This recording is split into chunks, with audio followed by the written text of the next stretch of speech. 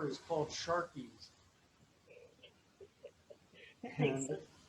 yeah, it's very very cool little store. But yeah, it's like um, I'm always seeing friends and just other lots of people uh, post pictures whenever they go to ocean shores, standing in front of the shark's mouth. So my profile picture there, I was down in Ocean Shores here a few weeks ago, and I thought about it, and I was gonna get a selfie. I was gonna set up my phone and get a selfie in front of the doors like everyone else does, and I'm like, why do that? I want a picture from this side angle, with their shark's mouth, to the side like that profile shot.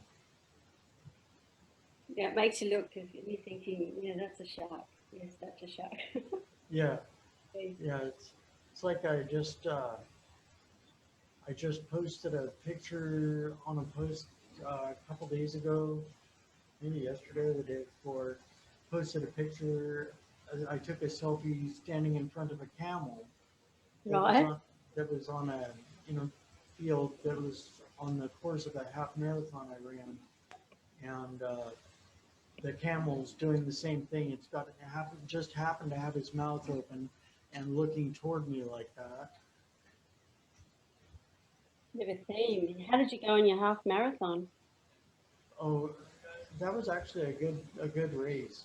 That was shoot, I think that was last year. It was in Port Orchard, Washington, up on the peninsula, and that was a very cool one. So, what got you into marathon running?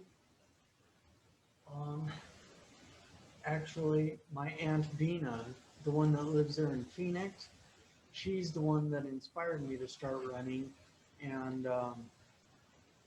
it's like I had been following, or at least, yeah, inspired me to start running. And I had seen her posts for, a few years since we've been friends on Facebook. I'd seen her posts and pictures about her flying all around the country and running half marathons in Honolulu, half marathon in the dead of winter in Fargo, North Dakota, running half marathons on the trails down in Arizona around Phoenix area there, and just all over the country. And I'm like, man, that's crazy, People that run these, long distances like that, even half marathons, that's crazy. And that's insane, But here I was, uh, riding my mountain bike, doing 100-mile-a-day rides, riding Seattle to Portland, or riding the Bike MS ride, which was 169 miles over the course of 2 days.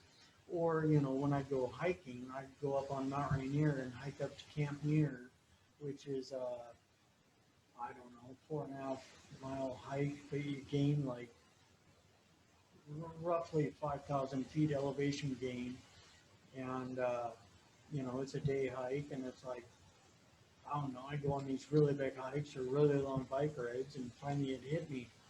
Hey, I saw this promo on Facebook for the Sound and Arrows 12K here in Tacoma. And I was living in Bonnie Lake, just a few miles away at the time. And I'm like, you know what? I'm going to try that. I'm going to train for that 12K. And I ran that 12K, and I got to the end, and I told my running partner, the woman I ran with, I'm like, hey, that was a lot easier than I thought it would be. Let's do it again. Jokingly, but and right after that, a week or two later, jumped right into the half marathon training program, training to be a pace group leader, and 8 months, about 8 months, about 7 months after I started running, um, I had run. I don't know. I had run a few half marathons up to that point already, and yeah, 4 or 5. But anyway, then I ran my first marathon right about 7 months after I started running, and just running, running in general. As I don't know if you've seen my posts here, but on my posts on Facebook and Instagram, but I run every day, and I'm 1,037 days into it, and it's just like running. Just feels so good. It's like, I don't know, other than the endorphin high or whatever that, or, whatever that is. Um, uh, I just feel more alive. It just helps, it keeps me healthier. Helps keep everything, helps keep everything going. Keeps my batteries charged. That's good. Healthy. Yeah. Getting out and the cardiovascular system. And you get to see lots of interesting things. So what's the little I'm just looking at your Facebook now. What's the like a ram or Oh, a that's a muskox. mascot? Oh, Yeah, it's at the Point Defiance Zoo here in Tacoma. yeah. Yeah, um, on 5 Mile Drive or the little jog up the hill to the parking lot of the zoo. There's the fence right there, and you can see into the Asian. I think that's the Asian section, and There's actually I've seen two muskox in there. I saw two the other day, but yeah, you can usually sometimes see one out there on the grazing on the hill right by the fence, and then sometimes there's another one meandering around somewhere in there. Looks interesting. Yeah. I don't think I've ever seen a mascot before. Huh. Looks Yeah. like a camel. Definitely looks like a camel. Yeah. It took me a minute. First time I saw one, I'm like, okay, I've seen a bull. I know what a bull looks like, and that's no bull. I'm like, what the heck is this? Someone said muskox, and I'm like, oh, really? Oh, I must be related to the camels. It's interesting. Have you ever seen a Brahman bull? A Brahman bull's got a great big hump on him, but he's much bigger and less hairy. Oh, what was that again? Brahmin bull? Brahman, yeah, Yeah. Yeah. right. Actually, I've seen pictures of those. Yeah, they can be quite scary looking. Yeah. We when I was young, we had Hereford and Brahman, and my parents used to mix the two breeds, so it became Bradford. But we had this big bull called Charlie, who was a little bit mad, and he'd get out of the cattle yards and go running around, scare the pants off everybody. He was a big boy, very big boy. Oh, right. And big, Yeah. I mean, bulls are scary enough, but when you get a Brahman bull with great big horns and is massive, it sends everyone scurrying. Yeah, you look back and you think it's quite hilarious, but at the time it's quite scary. Yeah. Mm. Interesting. Oh, I'd love to run like that. Maybe when my health improves, I'll get back into my running. I do run when I play soccer. That's about the only time I run. Yeah. Yeah. One of my old bosses, uh, um, whenever he'd come in or whenever he'd be in the restaurant and talking to me, um, in the morning when I'd be out there sweeping and mopping the floor, he'd he'd he'd often come over and say like, hey, I saw your post about that marathon or the half marathon you ran yesterday. On this would be on Monday morning, and he'd say, I saw that your post about the race you ran yesterday, and he to relate to me, he'd say, yeah, I've run a lot. I've run a lot in my life, but the only times I ever run is from the police or from my girl's daddy, and it's like oh man.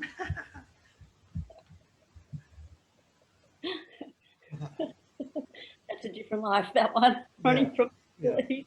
I'm like if that's the way you want to be, okay, go for it. Yeah. But, Good influences, and then you can have influences. Yes, it's the top five people around you that influence you. yeah, yeah, exactly. Well, it's like as a matter of fact, I just shared this right before my show, a little bit before my show, I shared this post or picture that Gary Vee put up on Instagram, and it's a picture of his. It's a picture of an earpod case with the two earpods sitting off to the side, and on the earpod case, he has written on there, it's something about what you watch and who you listen to, are what you become. Something to that effect, and it's like, it's I can vouch for that one exactly. The people you hang out with, that's who you're, that's watch the people you hang out with because that's who you're gonna end up like. That's right. That's Yeah. exactly right. So it's And like, that's why sometimes removing yourself from the container that you grew up in for some people is actually a really good thing. When you start living at course for your own life and live your own values, sometimes we adopt others' beliefs and values. So if we can step out of that and realize what we really want in life, and it's not, you can be a mother, you can be a father, you can be well, depending on the gender, um, being, you can be a policeman, or you can be a coach, but it's kind of like, well, what do you actually want from life, and what are the values that you really want to instill for yourself, and and you can say that you kind of live those values, but it's when you step into that and start owning it and start living those values. For example, um, having some work-life balance, for example, and start living that and putting things in place where you can spend more time with your family, get out and lift yourself up, lift your own self up with the passions that you have in life. For example, my passion is photography and getting out in nature and being around the green and down near the water and things like that, and horse riding, funnily enough. And I grew up having lots of horses, but as I grew older, I kind of went to areas that lived in areas where I really couldn't have a horse without the great expense. So it's for the next part of my life is kind of like, well, how can I make that happen again? What do I need to put in place, or what steps do I need to put in place in order to start living a lot of my values? Um, and then coaching is kind of like helping people do that too in life, because it's not about the money that you're going to take with you when you die. It's actually about how passionately you enjoyed life as you went through it. You get one life, so it's living that to the fullest. yeah, definitely living to the fullest. It's that's the point, you know. That's the point of it all. Um, it's like I've said before. When I first went with Brendan Burchard, when I first, I watched Brendan Burchard's promo for his Experts Academy, and he was saying there, that everyone's an expert in one thing or another, and you can always write a book about it. That's one thing you can do. So I'm like, oh hey, I'm an expert about my life. And people say it's inspirational, motivational. Okay, I'll write a book about my life. So I did. And one of my goals with that, just a sec here, my book. Oh, I guess you can't see because the camera's not on. So why did I do that? That was stupid. But yeah, my book is called "Live the Passionate Life and Quit Settling for Survival."